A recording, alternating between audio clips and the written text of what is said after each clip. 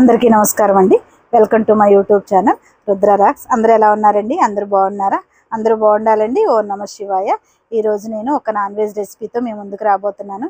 ఏంటంటే ఒకే సమయంలో fry and gravy చేసి తీసుకుందాం రండి. ఒక్కసారి తయారీ విధానం. కావలసిన పదార్థాలు: ధనియాలు, దాల్చిన చెక్క, లవంగాలు, యాలకులు కూడా ఇందులోనే ఉన్నాయండి. అల్లం నేను కొంచెం ముందే శుభ్రం చేసి పెట్టుకున్నాను. వెల్లుల్లి ఇవి కూడా అంతేనండి, కొంచెం పొట్టు తీసేసి ముందే పెట్టుకున్నాను నేను. గసగసాలు, నాన్ వెజ్కి గసగసాలు వేస్తే చాలా రుచి వస్తాయి, అందుకే గసగసాలు యూజ్ చేస్తాను నేను. పసుపు కూడా ఇది కొట్టి ఆడించిన పసుపు అండి, అందుకే మీకు కలర్ అలా అనిపిస్తుంది. ఉప్పు రుచికి తగినట్టుగా వేసుకోండి. కారం కొంతమంది ఎక్కువ వాడతారు, తక్కువ వాడతారు, చూసుకొని వేసుకోండి. ఉల్లిపాయలు, దీని తర్వాత కొత్తిమీర కూడా కంపల్సరీ వేయాలండి. నాన్ వెజ్లో కొత్తిమీర వేస్తే కానీ రుచి రావు, అందుకనే కొత్తిమీర వాడాలి. కరివేపాకు ఇది ఓన్లీ ఫ్రైకి మాత్రమే యూజ్ చేస్తాను. ఇది బోన్లెస్ చికెన్ అండి. ఇది ఒక 1/2 kg తీసుకున్నాను. బోన్లెస్ చికెన్ అని ఎందుకన్నానంటే ఫ్రైకి బోన్లెస్ చికెనే బాగుంటుందండి, అందుకనే బోన్లెస్ చికెన్ ఎక్కువ నేను యూజ్ చేస్తాను. ఇకపోతే ఇది బోన్ చికెన్ అండి. ఇది గ్రేవీకి చాలా బాగుంటుంది. బోన్స్ తినేవాళ్ళు ఇష్టపడతారు కదండి కొంతమంది, అందుకనే బోన్ చికెన్ గ్రేవీకి బాగుంటుంది. ఒకసారి ఇంగ్రీడియంట్స్ అన్నీ మొత్తం ఒక్కసారి చూసేద్దాం. ఒక్క విషయం మీతో షేర్ చేసుకుంటానండి. నేను ఈ యూట్యూబ్ ఛానల్ రన్ చేసినప్పుడు చాలా భయపడ్డాను, కానీ నాకు మా వారు ఎంతో సహకరించారండి. నాకు అది చాలా సంతోషంగా ఉంది. ఎందుకో మీతో షేర్ చేసుకోవాలనిపించింది, అందుకే చేసుకున్నాను. ఇక ఒక్కసారి తయారీ విధానంలోకి వచ్చేద్దామండి. ఇది ఫ్రైకి తగినంత ఉప్పు, పసుపు నేను కొంచెం ఎక్కువ వేస్తున్నాను, ఎందుకంటే అది కొట్టించిన పసుపు అండి, అందుకే కొంచెం ఎక్కువ వాడాలి. కలర్ తొందరగా రాదు. బయట తీసుకున్న పసుపు అయితే కలరు తొందరగా వస్తుంది, కానీ ఇది మనం కొట్టి ఆడించుకున్న పసుపు కాబట్టి కలర్ రాదు. కారం కూడా ఫ్రైకి కొంచెం ఎక్కువే వాడాలండి. కొంచెం ఇంట్లో కనుక చిన్నపిల్లలు ఉంటే మాత్రం చూసి వేసుకోండి, ఎందుకంటే చిన్నపిల్లలు ఎక్కువ కారం తినలేరు కదా. దీంట్లో పిల్లలు కనుక ఉంటే జీడిపప్పు అవి కూడా యాడ్ చేసుకోండి, చాలా హెల్తీగా ఉంటారు పిల్లలు కూడా, అందుకనే అన్నాను. ఇది మొత్తం ఒకసారి కలిపేసుకుందాం. నిమ్మకాయ అందుబాటులో లేదండి, అందుబాటులో లేకపోవడం వల్ల నేను నిమ్మకాయ వేయలేకపోయాను. మీ దగ్గర కొంచెం నిమ్మకాయ ఉంటే మాత్రం ఒక్క నిమ్మకాయ యూజ్ చేసుకోండి, కూర ఇంకా చాలా బాగా వస్తుంది. ఇది గరం మసాలా ఫ్రైకి యూజ్ చేయాలండి, అప్పుడు మీకు స్మెల్ బాగా వస్తుంది, హోటల్ స్టైల్లో మీకు రుచిగా అనిపిస్తుంది, అందుకనే నేను గరం మసాలా యూజ్ చేశాను. ఇది కలిపి పక్కన పెట్టేసుకుందాం. ఇకపోతే బోన్ చికెన్కి వచ్చేద్దాం. అది కూడా అంతేనండి. ఉప్పు కొంచెం నాకు ఎక్కువ అనిపించింది, అందుకే తీసి నేను పక్కన పెట్టేశాను. మీరు చూసి వేసుకోండి ఉప్పు మాత్రం, ఎందుకంటే ఉప్పు ఎక్కువ వేస్తే మీకు కూరలు రుచి అనిపించవు. కారం కూడా నేను కొంచెం వేశాను, మీరు మాత్రం చూసి వేసుకోండి. ఉప్పు కారం మాత్రం కొంచెం చూసి వేసుకోండి, ఎందుకంటే పిల్లలు ఉన్నప్పుడు తినలేరు. పసుపు, దీనిలో అయితే నేను గరం మసాలా యూజ్ చేయలేదు, నూనె మాత్రం కొంచెం యూజ్ చేయాలండి, దీనికి కూడా నూనె వేశాను.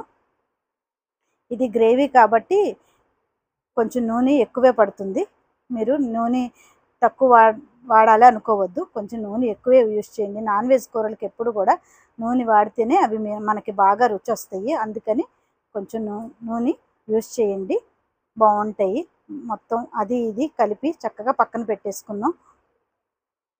చూసారా ఎంత కలర్ఫుల్గా ఉందో తయారీ విధానం. ధనియాలు, లవంగాలు, దాల్చిన చెక్క, 2 యాలకులు కొంచెం సువాసనగా ఉంటాయని యాలకులు వేసానండి. ఇదంతా మిక్సీ పట్టేసుకొని దీంట్లో గసగసాలు కూడా కలిపాను, మీకు వీడియోలోకి రాలేదు. ఇదంతా కొంచెం ఈ మిశ్రమాన్ని కొంచెం తీసుకొని మనం ఫ్రైలో వేసుకొని పక్కన పెట్టేసుకోవాలండి. బాండి పెట్టుకొని కొంచెం నూనె వేసుకోవాలి. దీనికి పాను యూజ్ చేసుకోండి, ఎందుకంటే పాను యూజ్ చేయండి అని నేను సపరేట్గా అంది. నా వేపుళ్ళకి ఎప్పుడు పాను యూజ్ చేసుకుంటే అడుగంటదండి, అందుకని నేను పాను ఎక్కువ యూజ్ చేసుకోమని చెప్తాను. కొంచెం కొత్తిమీర, కరివేపాకు ముందు ఒకసారి వేసుకోండి, ఎందుకంటే ఈ ఫ్లేవర్ బాగా స్మెల్ వస్తుందని నేను చెప్పాను మీకు. కొత్తిమీర. ఇది గ్రేవీ తయారీ విధానం. బాండి పెట్టుకొని కొంచెం నూనె 3 స్పూన్లు నూనె వేసుకోవాలండి. అల్లం, వెల్లుల్లి, యాలకులు, ధనియాలు, లవంగాలు, దాల్చిన చెక్క, ఇదంతా మిశ్రమాన్ని నేను ఉల్లిపాయ ముద్ద కూడా వేసేసాను. చూసారా పచ్చి కూర కూడా వేసేటప్పటికి కలర్ ఎలా వస్తుందో ఇలా వస్తుందండి. దీని మీద కొంచెం కొత్తిమీర వేసుకొని దీనికి మూత పెట్టాలండి. ఫ్రైకి మాత్రం మూత పెట్టద్దు, ఫ్రైకి మూత పెడితే ముక్క బాగా మెత్తగా అయిపోతుంది. చూసారా? ఇప్పుడు ఇది గ్రేవీలో వాటర్ అంతా బయటకు వచ్చేసింది. ఇది కొంచెం వాటర్ పోసిన తర్వాత గ్రేవీ అండి. ఇది వాటర్ పోసిన తర్వాత గ్రేవీ ఇలా బయటకు వస్తుంది, మనకి బాగుంటుంది. ఫైనల్గా ఇలాగా గ్రేవీ మనకి వస్తుంది. దీని తర్వాత మనం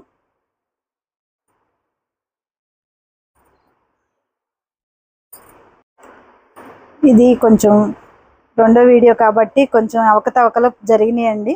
మీరు అన్నిదాగా భావించకండి, ఎందుకంటే నాకు కూడా కొంచెం కొత్తగా ఉంది కదా, అందుకని. ఇది ఫ్రై అండి.